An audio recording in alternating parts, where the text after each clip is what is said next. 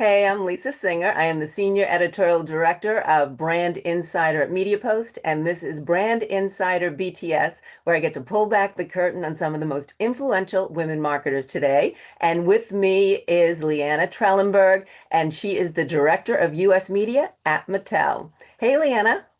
Hi, thank you for having me. Oh, well, thank you. I love that. I mean, I know we laughed with each other in Florida for our performance marketing. No, was it? No, It was the Media Planning and Buying yes. Summit. Yeah, Yes. And you were awesome. You guys gave such an awesome keynote. So that was really incredible, which I love. But now I get to hear more about you instead of Barbie.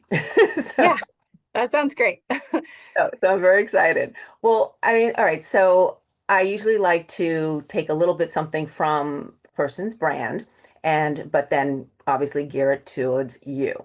And one of Mattel's taglines is empowering generations through play. Now, what I want to ask you is what empowers you, like personally and professionally, just not in terms of putting together a strategy, but you personally. Sure. So I feel very empowered, like to work at Mattel because it's a place that has a lot of purpose-driven brands. So I like kind of steering a brand that's been around for 80 years and how do we make it feel new and fresh. I love that Mattel is a family first company. Obviously, I um, feel very strongly about working women and working moms specifically. So I'm on the parents ERG, and we've done a lot of like family first policies that I'm really proud of. So I'm empowered to work at a company that has listened to some of our feedback and made pivots. And then personally, I what I love about media is kind of what we were talking about earlier, how it's always changing and evolving, and you kind of never know what you're going to face the next day. Yep. So I love kind of being on my toes and flexing that adaptability muscle that we were kind of talking about.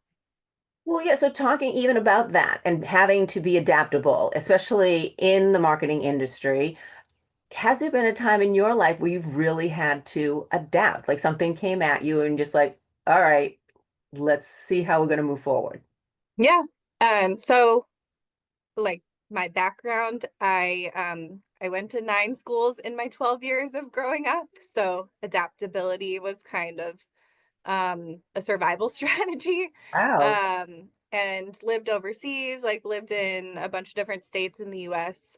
So my background is all about kind of moving around and meeting new people and just kind of creating connections.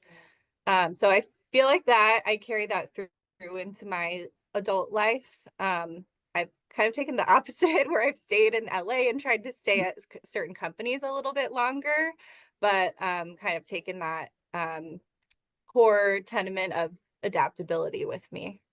Well, so father military, mom like what Just my dad's job. He's an engineer, and we were kind of moving around based on his job and like where the best opportunities were. But yeah, I loved a little bit of every place that we lived. But I think the most like eye-opening was living overseas. So well, and I'm assuming going from place to place, especially when you're younger, and you at least I would think you sort of maybe take a step back. You need to kind of watch people, then ingratiate yourself. And in a sense, you're almost training to be a marketer, yeah. after doing that. Is there something like a skill that you found you had and when you were going to these different places, what made you adapt so well that you can kind of pinpoint and say, this is what I definitely use today in my career? Yeah, I think there's a certain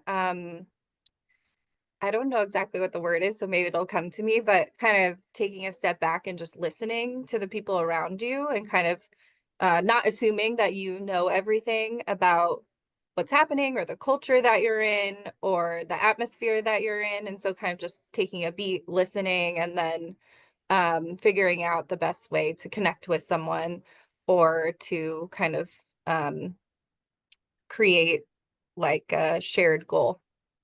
Okay, yeah, and that, I mean, obviously, and that's something that's I think really valuable, not only in the workplace and working with your different colleagues, but also just as a marketer and viewing consumers and viewing their attitudes and being able to sort of watch and predict and then come up with amazing campaign strategies or whatever you're working on. So I think that that really adapts well. And as you even said, you sort of did the opposite, where you're staying in one place at Mattel. Hmm. You've been there 10 years now, I believe, or almost Yeah, almost 10 years. almost Yeah. 10 years. So obviously you are staying put. And for a marketer, that is a feat in itself because usually we see people Yeah, going, a lot more movement.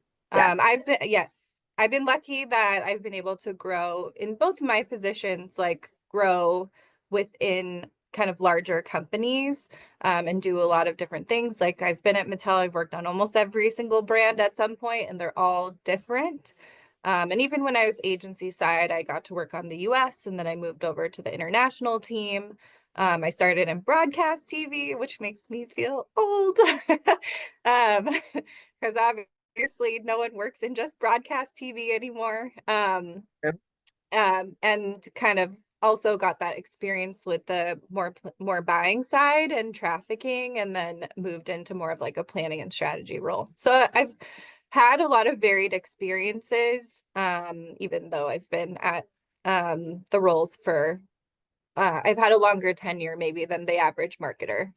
right. Well, but as you said, you have been able to maneuver through and do different things. So someone coming to you just graduating and wanting to get in the industry, want to find, success at your level, how would you advise them? But maybe they're more like you. They want to stay put. They like their home. They like their friends. They want to, they don't want to have to keep relocating everywhere, which I've definitely had to do many. Yeah, So how do you advise them to make it work within one organization and but not feel stifled? sure. So we kind of talked a little bit about this earlier, but obviously at Mattel we have a lot of stats on the future and kids. So one of them that I've gravitated towards is that 65% of what kids will be doing in the future, like those jobs don't exist yet. Mhm. So it's really hard to plan for your future, and to say, I really want this role because who knows if it will be there um, in the future.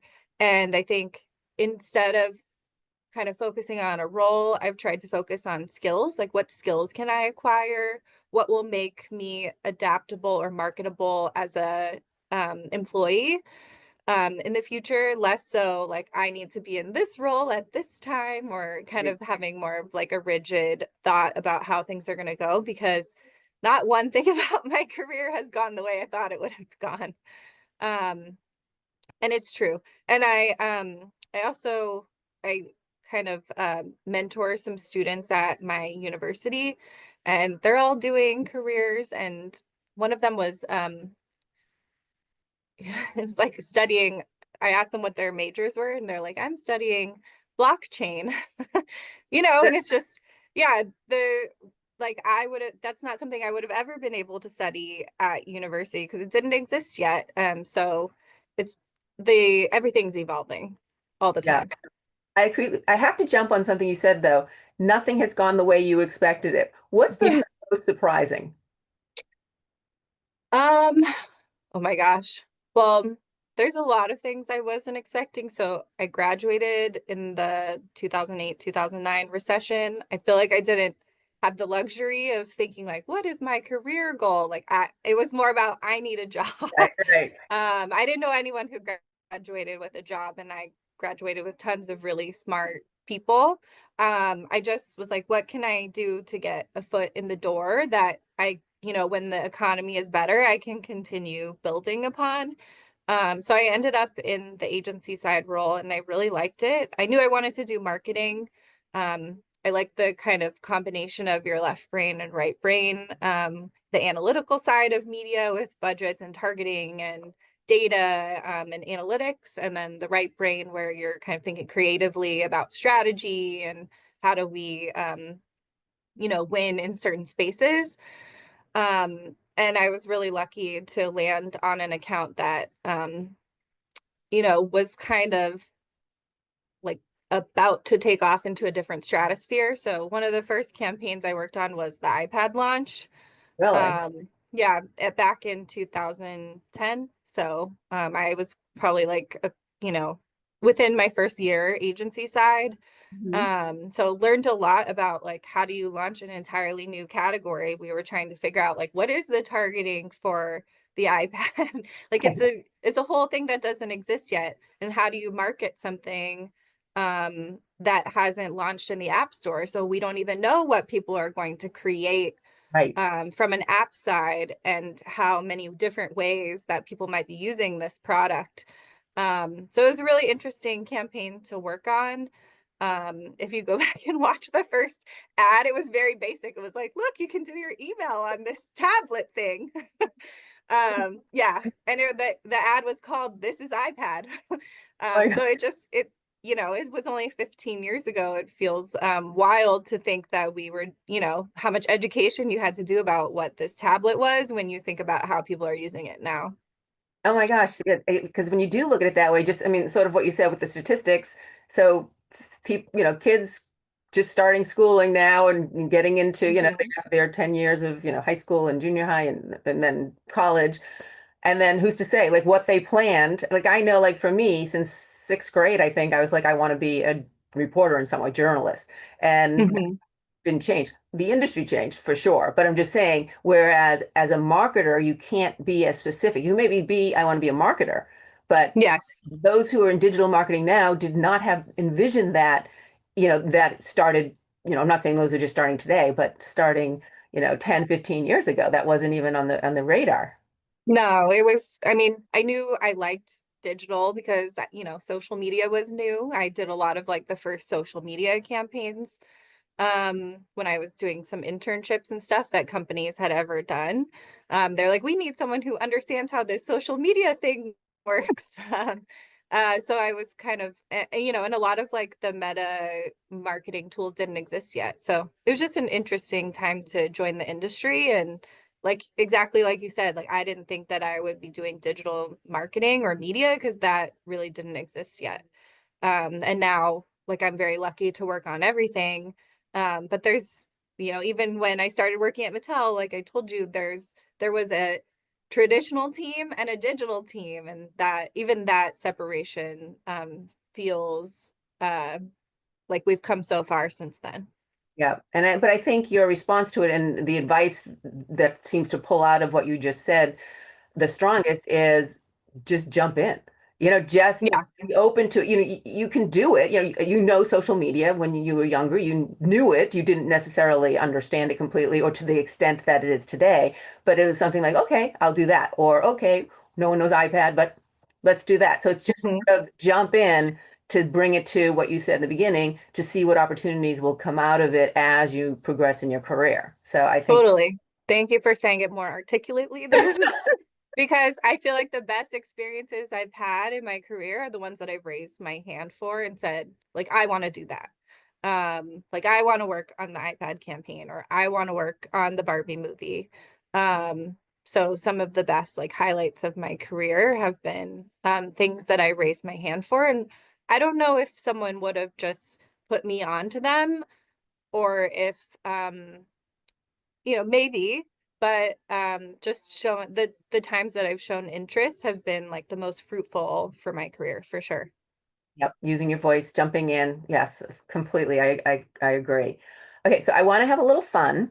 And I know that Monster High, okay, that was a Mattel franchise and very popular. First a series, then it was actual live action movie. So it was animated series, live action movie, and did really well for Mattel, did really well with people. So they had a lot of it was basically like everyone's high school, sort of the cliques, a little different in terms of that they were monsters. So one of the scenes when I was watching the trailer for the movie, Monster High movie, one of the voiceover part of it was find your boo crew and find Hmm. yourself. So we're going to find your boo crew. But we're first going to find yourself. So looking at the movie, and I'm not going to have you have to memorize every single character, but the main three characters, Frankie Stein and she manipulates electricity and the power of electronics. Then there's Draculaura.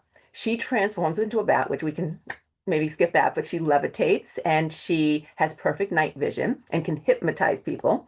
And then there's Claudine Wolf, who is really strong and fast, and she has heightened senses, and she has a really good, strong intuition and senses danger. She can also grow hair really fast, which I like that. Anyway, so out of the three main characters, you can answer it two ways. Who do you most, like, who would be mostly you? Like, who would be you? Or who would you want to be? Oh my gosh.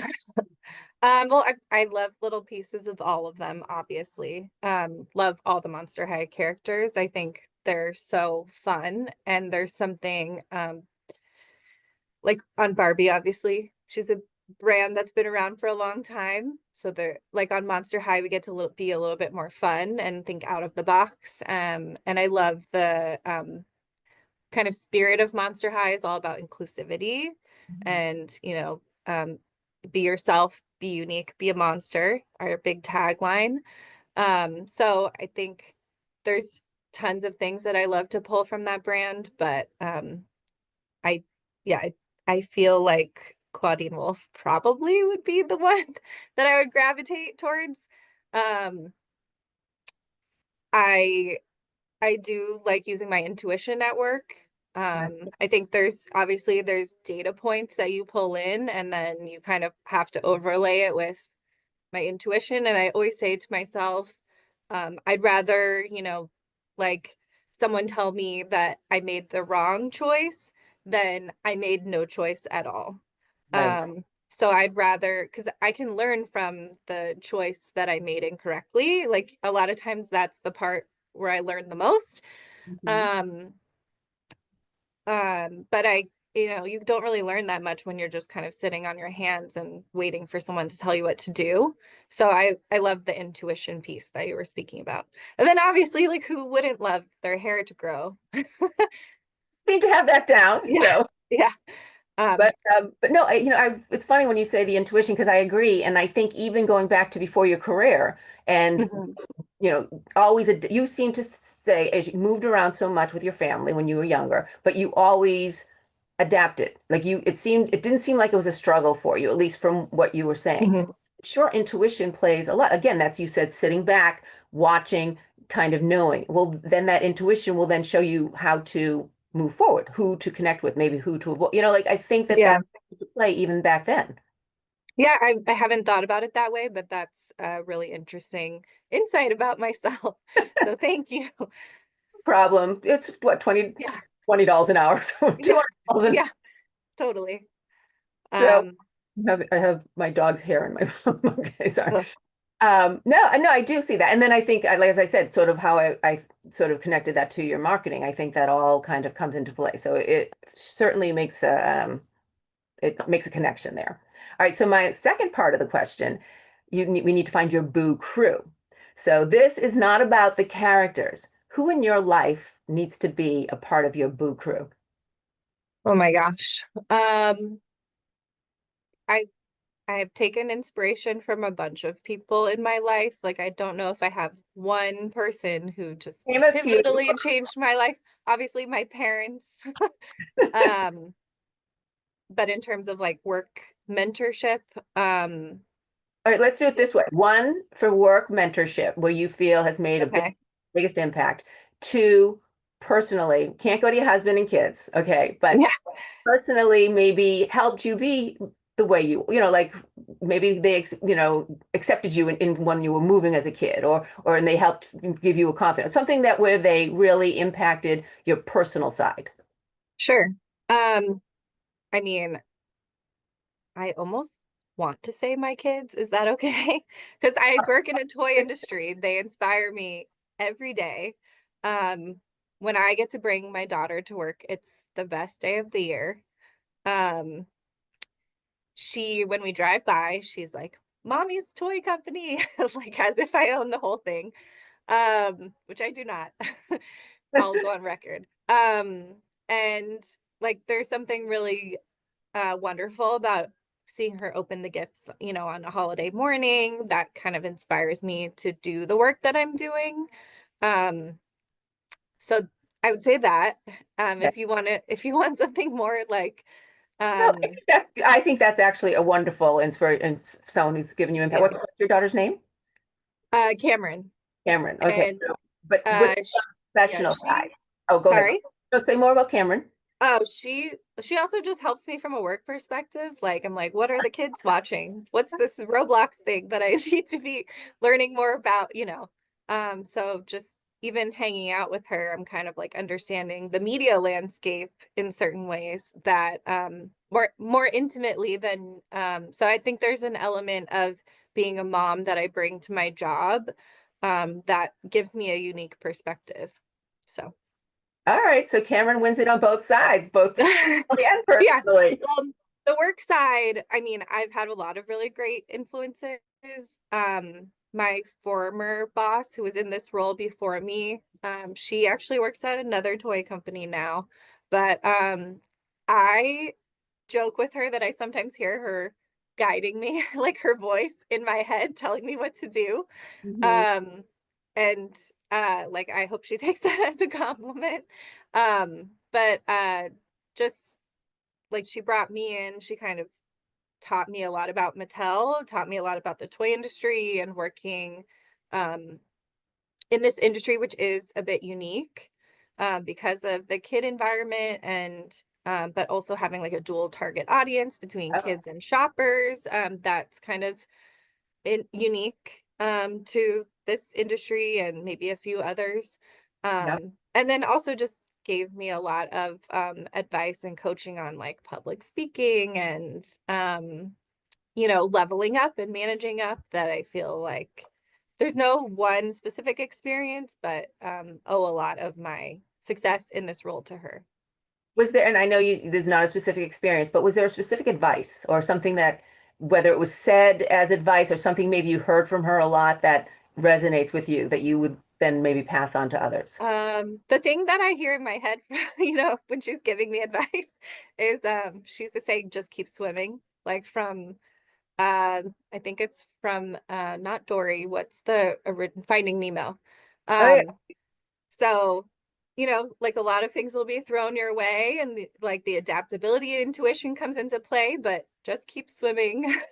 And do little things that you know that you can keep moving things forward, even if a lot of things are changing around you, and try not to focus on a lot of the noise and churn that might be happening.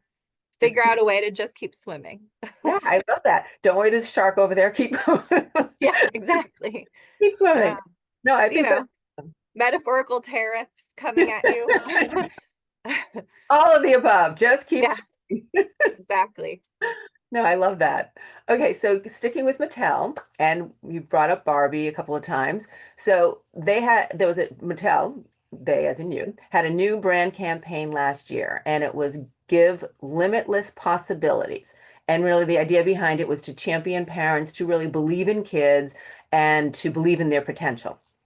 So what I want to ask you early on in your career. So let's talk before your boss that you just were mentioning, but maybe even when you were just starting out, or maybe when, it was during, a time when you really wasn't easy to get a job. But was there someone who made you feel like you had limitless possibilities? Oh my gosh. Yes. I mean, my parents very early on in my life demonstrated the kind of the power of hard work. Um, when I was younger, I played basketball, but I was like the smallest person on the court, which is hard to believe now because I'm five Right. nine and like very tall. But stay with me. Okay. And I couldn't get the ball to the basket. Like it was just too much for my small body. Um, so my dad took me to the basketball court and we practiced for like hours until like the sun went down. My dad was famous for buying like glow in the dark like basketballs or softballs so that we could play when it got dark out. Um and just like practice, practice, practice. And finally was I think by the end of like the season was able to get the ball to the basket and like made my first basket. And that lifelong lesson kind of like stuck with me in terms of hard work and seeing like the fruits of your labor of Yeah. yeah, like I think about that all the time actually. No, I think that's awesome. That was, first of all, for your dad to be there like that for you and to keep pushing that because it can be defeating when you can't do something. Or maybe he says, well, you're Yes. not that tall, honey. Maybe, try soccer, or whatever. Like it's just instead he knows this is what you want and he just keeps helping you work at it and then I'm sure then once you shot up, which I don't know when that Yeah. happened, but then you were probably Um, like, okay, you were awesome in the basketball court. yeah, I mean, I played in high school. I was not going to college for basketball or a professional. But I think the lesson of practice and hard work and determination has definitely stuck with me. Yeah, no, I think that's amazing. That's a great philosophy that I'm sure you bring to your children as well. And I want to actually kind of turn to that because the campaign also went on or goes on to say, if you could give the kids in your life anything, what would you give them? So what I want to ask you, so now let's bring it to you with maybe with Cameron. And Mhm. if you could give her anything in your life, what would it be? And maybe it's even something that you might have wished you knew, I mean, she's very young right now, but even maybe when she's a few years old or something that you might have wished you knew that you know now that we would like to advise Cameron with. Yeah. Um, I think the power of a supportive social network and like building it sounds so cliche, but like your village. So I feel like I learn so much from the people that are around me and like take a little bit of inspiration from a bunch of different people. So, obviously, um, my husband, my parents, all the people like the coworker that I mentioned earlier, but also just having friends who are driven and provide inspiration to me and also like support when something goes really well. Um, I have read, and I don't remember the exact stat, but that your friends are some of the most influential people on your success. Because if you and your siblings, so if you surround yourself with like peers who are like driven and you know have the same values that you do, then you kind of build on those. And it kind of like exponentially expands them.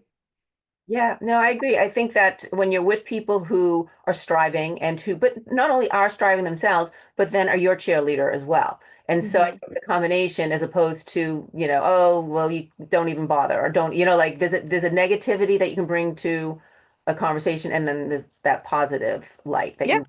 you want Hmm. people who are going to, I'm not saying the Pollyannas where yes, do everything, but I'm just saying Yeah. someone who's going to be positive and be a support for you, good or bad. Yeah. Well, and as a parent, it was kind of shocking, right? Like you think, and especially today's parenting, they think you like one mistake and your kid's like ruined forever. And, oh, it's actually like I have a little bit less influence on their success than I realized, Yeah. So there's actually a lot of people shaping their success. So it's about finding the right people to surround yourself with and then amplifying um, those positive qualities.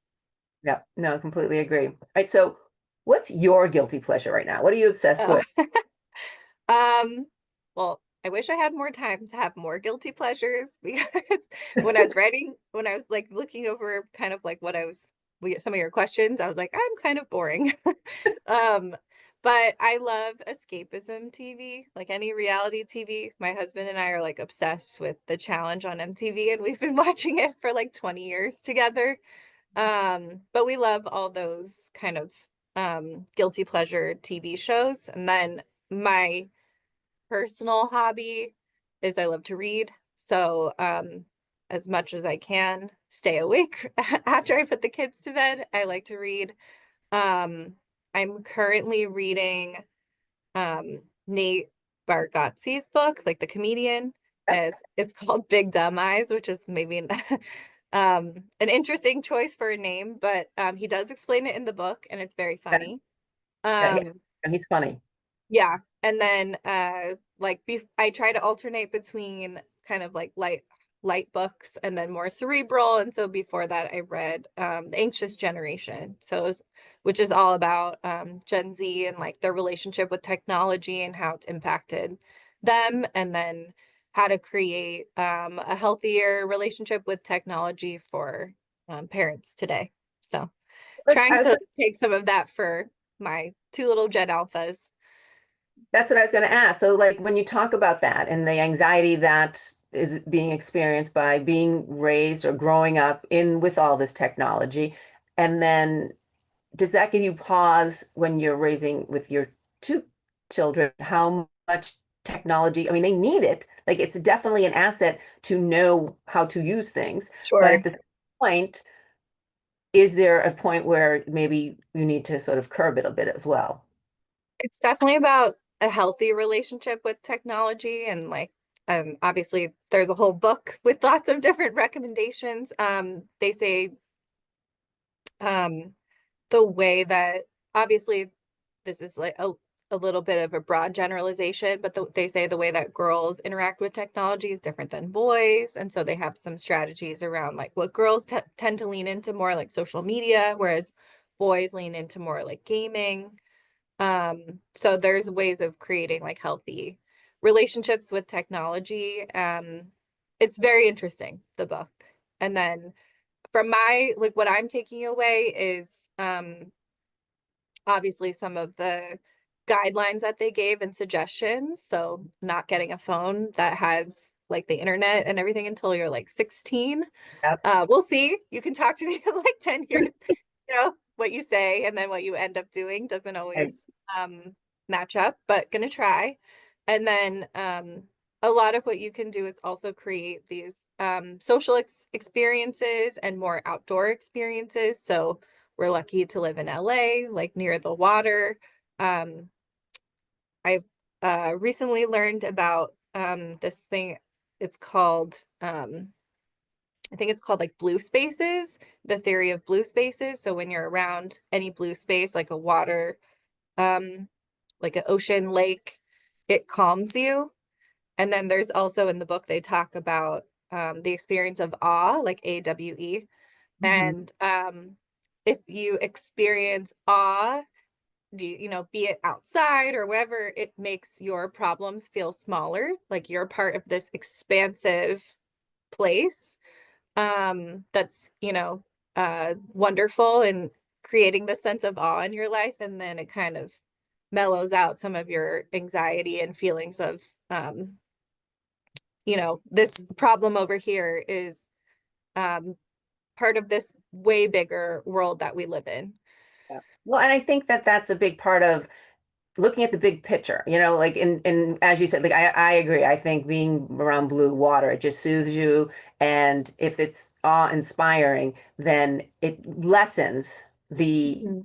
angst of, what am I going to make for dinner? Or, and that's obviously a very small thing. But I mean, people are obviously getting stressed out. What am I going to make for dinner? How do I not get to the dry cleaner? How do I not, like all of these little things in day to day. If you just take, I remember when I first moved to California, this guy I met, he said, when you're stressed and trying to figure out whatever, just look up or look to the left, or it might have been the right. But looking up, you see the palm trees, and looking to the Mhm. left, you see the, oh, Ocean. yeah. Yeah. So, I mean, to me, I would remember that. Like that stuck with me years later, even if I was just Hmm. freaking out, I would suddenly just because I lived near the water, so I would always just make it a point. There were days I didn't even look at the water, and I'd be driving right by it. But it's like you forget you have all of this wonderful, beautiful scenery, and so Yeah.